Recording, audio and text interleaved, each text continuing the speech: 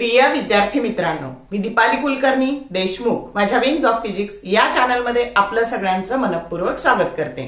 तर आपल्या आता सीईटी परीक्षेच्या शिफ्ट सुरू होणार आहे आणि सगळ्यात महत्त्वाचं काम असं असतं की आपला अभ्यास झालेला असो अगर नसो, आपण जितका अभ्यास झालेला आहे तेवढ्या अभ्यासावरच आपल्या 3 तासामध्ये परीक्षेच्या 3 तासामध्ये आपलं बिहेवियर कसं असतं, आपण किती बरोबर प्रश्न सोडवतो याच्यावर आपलं पर्सेंटाईल अवलंबून असतं आणि त्याच्यावरच आपलं पूर्ण पुढच्या आयुष्याचं भविष्य ठरत असतं। आपल्याला जर चांगलं कॉलेज मिळालं तर आपल्याला आयुष्यभर चांगलं पॅकेज मिळतं, आपलं आयुष्य सुकर जातं आणि त्यामुळं ही सीईटीची परीक्षा तुमच्या पूर्ण आयुष्याला टर्न देणारी आहे आणि म्हणून आपण त्याच्यासाठी जे महत्वाचं काम करायचंय की दिलेल्या 3 तासामध्ये तुम्ही वेळेचं मॅनेजमेंट कसं करता त्याच्यावर तुमचं सक्सेस अवलंबून असतं।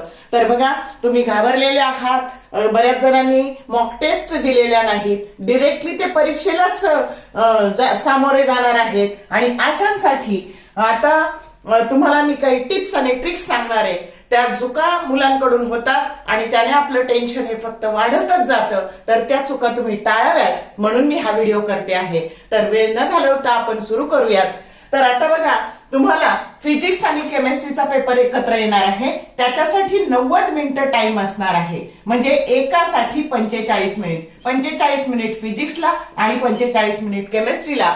तर हा सेक्शन कधीच आधी ओपन करायचा नाही, काहींचा सब्जेक्ट हा बायो असणार आहे, आलं का लक्षात? तर नेहमी पहिले फिजिक्स आणि केमिस्ट्री, तर इथे 90 मिनिटांमध्ये तुम्हाला 100 प्रश्न सोडवायचे, मॅथ्ससाठी 90 मिनिटांमध्ये तुम्हाला 50 प्रश्न सोडवायचे आणि बायोमध्ये तुम्हाला 90 मिनिटांमध्ये 100 प्रश्न सोडवायचे, आलं का लक्षात? मग आता आधी आपण याचा विचार करू। तर नेहमी फिजिक्स आणि केमिस्ट्रीच आधी क्लिक करायचं। मग आता त्याच्यामध्ये कोणतं आधी सोडवायचं? तर काहींचे डबल विचार असतात, म्हणजे 2 प्रकारचे विचार करणारे विद्यार्थी असतात। काही जण फिजिक्स पासून सुरुवात करतात, ज्यांची प्रिपरेशन चांगली झाली आहे, ज्यांना कॉन्फिडन्स आहे, तर अशा मुलांनी फिजिक्स पासून सुरू करायला हरकत नाही। पण जे संदिग्ध आहेत, ज्यांची प्रिपरेशन म्हणावी तशी झालेली नाही, जे सेकंड अटेम्प्टला चांगली प्रिपरेशन करणारे, तर त्यांनी नेहमी केमिस्ट्री पासून सुरुवात करायची, स्टार्ट विथ केमिस्ट्री। आता बघा, याने काय होतं तर केमिस्ट्रीमध्ये न्यूमरिकल्स हे बऱ्यापैकी कमी असतात, थेरी क्वेश्चन जास्त असतात आणि तुम्हाला एका प्रश्नाला वेळ 54 सेकंद असतो। फिजिक्स आणि केमिस्ट्रीमध्ये एका प्रश्नाला वेळ 54 सेकंद तुम्हाला मिळतो। 4 सेकंद जर क्लिक करायला सोडून दिले तर तुम्हाला 50 सेकंदामध्ये प्रश्न वाचायचा पण असतो, सोडवायचा पण असतो, न्यूमरिकल असेल तर कॅल्क्युलेशन पण करायचं असतं आणि म्हणून तुम्ही काय करायचं तर केमिस्ट्रीने स्टार्ट केल्यानंतर पटपट पटपट थेरी क्वेश्चन सगळे सोडवून घ्यायचे, आलं लक्षात? ज्याच्यात कॅल्क्युलेशन नाहीये, जे प्रश्न लेंदी नाहीयेत, आलं का लक्षात? आता इथे तुम्हाला सगळ्यात महत्वाची गोष्ट एलिमिनेशन स्ट्रॅटेजी यायला पाहिजे। काय आहे एलिमिनेशन स्ट्रॅटेजी? तर कधी कधी प्रश्नाचं उत्तर येत असतं पण तो प्रश्न खूप लेंदी असतो, आपले 3 ते 4 मिनिटं तो खातो आणि अशा वेळी आपल्याला तो येत असून सुद्धा तो सोडून देता यायला हवा, याला म्हणायचं एलिमिनेशन स्ट्रॅटेजी। कारण तो तुम्ही 3-4 मिनिटं सोडवला आणि तुम्हाला 1च मार्क मिळाला, त्याऐवजी तुम्ही राहिलेले 4 सोडवले तर त्याच्यामध्ये 2 तर मार्क मिळतील 4 पैकी, आणि म्हणून लेंदीवाले क्वेश्चन हे शेवटी करा, जरी सोपे असले तरी, येत असले तरी, समजलं? मग जर केमिस्ट्रीने सुरुवात केलं ना तर केमिस्ट्री हा पहिले 40च मिनिटात सोडून घ्यायचा। का? तर तुम्हाला इथले 5 मिनिटं वाचवले तर फिजिक्सला आता तुम्हाला 50 मिनिटं वेळ मिळणार आहे, आलं का लक्षात? मग आता ह्या 50 मिनिटांमध्ये तुम्ही याचे पण पहिले थेरी क्वेश्चन सोडवायचे। काय करायचे? पहिले थेरी क्वेश्चन सोडवायचे, नंतर जे मॉडरेट आहेत ते सोडवायचे आणि नंतर त्याच्यानंतर थेरीमध्ये पण टिप्स आणि ट्रिक्स वाले न्यूमरिकल जरी सोडवले तरी टिप्स और ट्रिक्स वापरून असे खूप प्रश्न असतात फिजिक्समध्ये जे तुम्हाला एका सेकंदात उत्तर सांगतात, आणि मग मॉडरेट सोडवायचे आणि मग टाइम पाहायचा किती राहिलाय आणि मग जर समजा वेळ शिल्लक नसेल तर सगळे प्रश्न क्लिक करून द्यायचे। हे लक्षात ठेवा, एकही प्रश्न रिकामा सोडायचा नाही सीईटीला, का तर निगेटिव्ह सिस्टीम इथे नसते, समजलं? मग तीच स्ट्रॅटेजी केमिस्ट्रीला पण वापरा आणि इकडचा हा जो 5 मिनिटं वेळ वाचवलेला आहे तो तुम्ही फिजिक्स साठी वापरा. आता तुमच्या क्वेश्चन पेपर मध्ये कसं असतं तर 30% प्रश्न हे इझी असतात, सोपे असतात. 30% प्रश्न हे मॉडरेट असतात आणि 40% प्रश्न हे हार्ड असतात. पण बाळांनो तुमच्यासाठी हार्ड आहे म्हणजे सगळ्याच शिफ्टला हार्ड आहे, त्याच्यामुळे टेन्शन घेऊ नका. आलं का लक्षात? तर या पद्धतीने तुम्ही एवढ्या 60% जरी चांगलं काम केलं तरी तुमचा चांगला स्कोअर येणार आहे. दुर्दैवाने तुमच्या शिफ्टला पेपर हार्ड आला तर तुमचं मेंटल कॉन्सन्ट्रेशन अजिबात कोलॅप्स करू नका.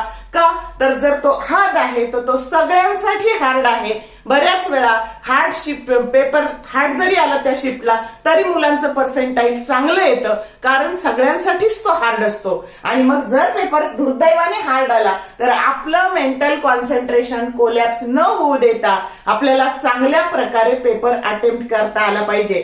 कारण सीईटीची एक्झाम ही तुमची स्पीड, अॅक्युरसी, टाइम मॅनेजमेंट आणि स्ट्रेस मॅनेजमेंट या सगळ्यांची परीक्षा घेणारी परीक्षा आहे. आणि म्हणून तुम्ही त्या परीक्षेच्या 3 तासात मेंटली किती स्टेबल राहता, तुमची शिफ्ट हार्ड येऊ देत नाही तर इझी येऊ देत, तुम्ही त्याला कसं टॅकल करता याच्यावर तुमचं सक्सेस अवलंबून असतं. जरी पेपर हार्ड आला तरी बघा हा ग्लास आहे, हा अर्धा भरलेला आहे का अर्धा रिकामा आहे या पॉझिटिव्ह माइंडसेटने विचार करायचा. तर आपण नेहमी म्हणायचं हा ग्लास हा अर्धा भरलेला आहे, तो अर्धा रिकामा आहे असं कधीच म्हणायचं नाही. याला पॉझिटिव्ह माइंडसेट असं म्हणतात आणि ह्याच पॉझिटिव्ह माइंडसेटने आपल्याला परीक्षा द्यायची आहे.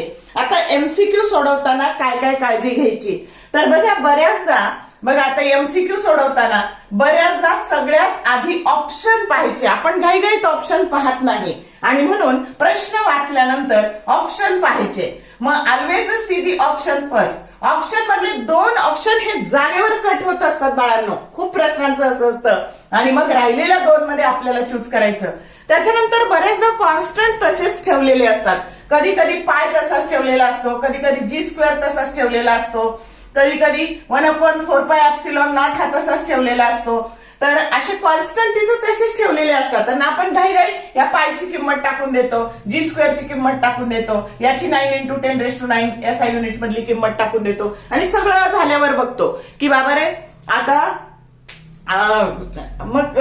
हे सोडवले आणि मग ऑप्शन पाहिले तर आपले 2-3 मिनिटं वाया गेले का आपला सेकंद आणि सेकंद इथं महत्वाचा आहे. आणि म्हणून नेहमी ऑप्शन पाहायचे आणि मग प्रश्न क्लिक करायचा.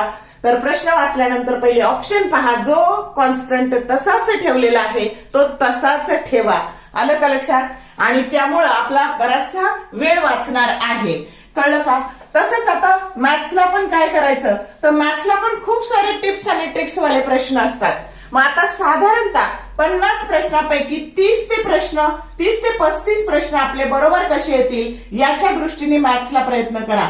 टिप्स आणि ट्रिक्स वाले प्रश्न आधी सोडवा, त्याच्यानंतर कमी कॅल्क्युलेशन वाले प्रश्न सोडवा आणि मग जर लेंदीला वेळ मिळाला वेल अँड गुड, नाही मिळाला तर ते सुद्धा प्रश्न तसेच क्लिक करून द्या. आलं का लक्षात? तर या पद्धतीने सेम तसंच बायोला तर बऱ्यापैकी थेरीचेच प्रश्न असतात आणि त्यामुळं तुम्हाला सगळ्यात महत्वाचं हा टाइम मॅनेज करता आला पाहिजे. समजलं का? तर ह्या सगळ्या ज्या होणाऱ्या चुका आहेत त्या चुका तुम्ही टाळा, अजिबात घाबरून जाऊ नका. पहिले 1-2 दिवस ज्यांची शिफ्ट आहे ना तर त्यांना थोडं टेन्शन येणार आहे किंवा ज्यांनी पहिल्यांदाच कम्प्युटरवर दिलेली आहे, मॉक टेस्ट आधी कधी दिली नाही, अशांनाही थोडं टेन्शन येणार आहे. तर त्यांनी चूक ही करू नका की पहिले फिजिक्स आणि केमिस्ट्रीच ह्याचाच पेपर ओपन करा, मग मॅथ्स किंवा बायो तुमचं पीसीबी असेल किंवा पीसीएम असेल तर एकदम शांत मनाने स्टेबल माइंडसेटने तुम्ही परीक्षेला सामोरं जा. तुम्हाला अजून दुसरा अटेम्प्ट तुमच्या हातात आहे, पण पहिल्या अटेम्प्टला तुम्ही जेवढा चांगला स्कोअर कराल तेवढा तुमचा फायदा होणार आहे. कारण कसं बघा तर सेकंड अटेम्प्टला सगळ्यांचाच अभ्यास होणार आहे, कारण तेव्हा वेळ मिळणार आहे आणि आता बऱ्याच जणांना वेळच मिळालेला नाही, तर तुम्ही जेवढा चांगला अभ्यास करून परीक्षा द्याल तेवढं तुमचं पर्सेंटाईल चांगलं येणार आहे. कारण सेकंड अटेम्प्टला जेईचे जे मुलं होते ते पण त्याच्यात ऍड होणार आहे, संख्या वाढणार आहे आणि सगळ्यांनाच तयारीला वेळ मिळणार आहे. आता बऱ्यापैकी पहिल्या अटेम्प्टला तयारीला वेळ मिळालेला नाही आणि म्हणून त्याचा जेवढा फायदा उचलता येईल तेवढा फायदा उचला. मौके पे चौका असं ज्याला म्हणतात असं तुम्ही करा. आलं का लक्षात? आता सगळ्यात महत्वाचं हे सगळं कळताना बऱ्यापैकी उन्हाळा सुरू झालेला आहे. सगळ्यात आधी आपली हेल्थ बघा, हेल्थ इज वेल्थ आणि त्याच्यामुळं भरपूर पाणी प्या, बाहेरचे खाद्यपदार्थ काहीच खाऊ नका, थंड आईस्क्रीम, कुल्फी, गाड्यावरचे बर्फाचे गोळे, बाहेरची पाणीपुरी, बाहेरचा वडापाव असं काहीच करू नका. कारण सध्या हेल्थ पण, मेंटल स्टॅबिलिटी बरोबर तुमची हेल्थ पण खूप मॅटर करते. सेकंद आणि सेकंद महत्वाचा आहे आणि त्यामुळे ह्या सगळ्या गोष्टींची काळजी घ्या. वेळ अजिबात वाया घालू नका. सोशल मीडिया वापरायचा तर तो चांगल्याच कामाला वापरा आणि मी जे सांगितलंय ह्या सगळ्या गोष्टी तुम्ही नीट लक्षात घेऊन त्याप्रमाणे कार्यवाही करा आणि पॉझिटिव्ह माइंडसेटने परीक्षेला सामोरे जा. समजलं का? All the best for your study and thank you for watching this whole video.